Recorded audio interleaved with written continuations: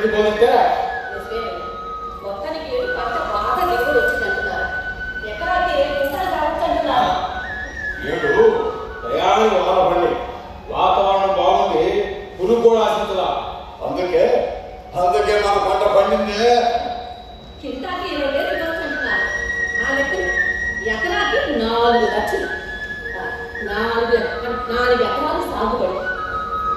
అప్పుడు పెట్టుబడి అవసరాలు ఇవన్నీ పోగా మన పొద్దుకు 7 కట్టిస్తామయ్యా.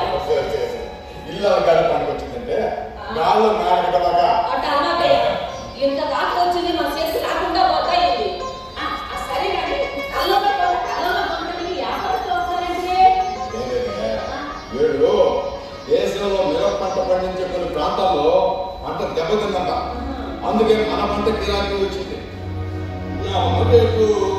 రేపు మా పంట మీద నిలబెట్టాలా లేదా అంటే అనుమానం. ఆ కమిషన్ కొట్టున్నారే వాళ్ళంతా మాయముదాకుడు మన దగ్గర పంట ఉన్నంత కాలం రేపు పడగొట్టారు. పంట వాళ్ళ దగ్గర పోయిన తర్వాత ఎడాపడ కూర్చోనుకో అయితే పని చేద్దామయ్యా. మనకి సరిగ్గా నమ్ముకోని మీకు అది కోర్టులో నిల్వ చేసుకుందాం. బాగా గిరాకీ వచ్చినాక అమ్ముతున్నామయ్యా.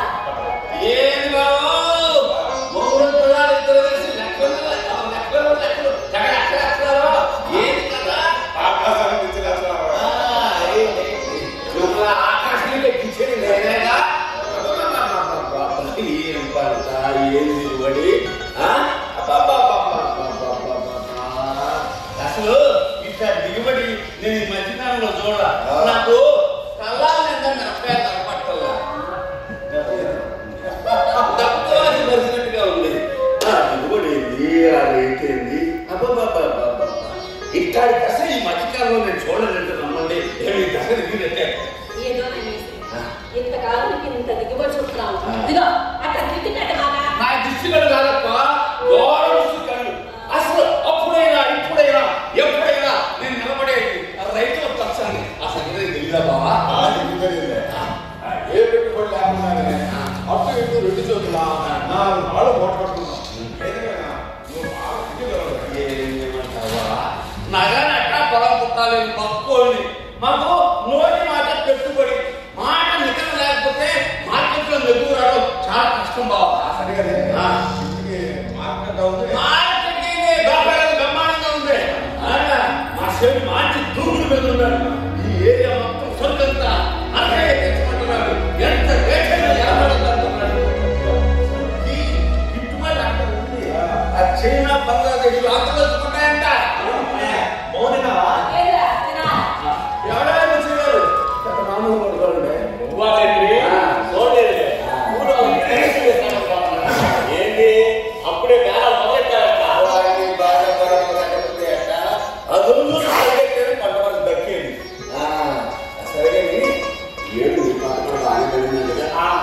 అమ్మగడు మా ఇదిగో ఈ మొత్తం నా ద్వారా ఇప్పించాలా అట్లాగే ఇస్తా కానీ ఇదిగో నెట్ క్యాష్ పట్టాలా. 2 రోజులు అట్లా ఇస్తా. నేను ఎప్పుడైనా 70 కొట్టిన రిమార్కున్నాను బావా. సర్లే అదుతో పాటు మేము ఎక్కుతాం. కొంత బ్రహ్మాండంగా పడింది. డబ్బులు బాగా పడింది. మధ్యాహ్నం పక్కన పెట్టాలా? ఈ రోజుల్లో పెళ్లి మగ పిల్లల చేతిలో ఉంది. అంత ఆడవుడే రాజ్యం. అదృష్టవంతులై ఉన్నారు. ఇదిగో వేసి ఏడాది మంచి సంబంధం ఉంటే చూడాలి.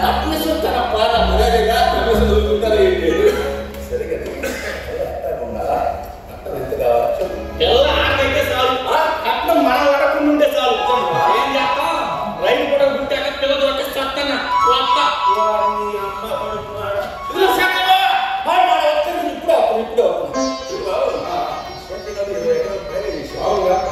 బాగా పడింది. ఆ పంటంతా నా చేతుల మీద ఇదిగమ్మా ఇది బాబు ఇప్పుడు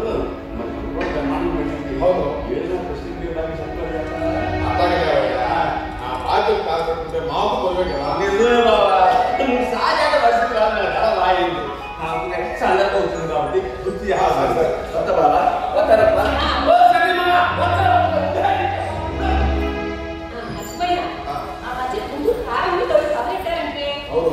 డిమాండ్ అంటారు ఇదే మనం రేపు అమ్మ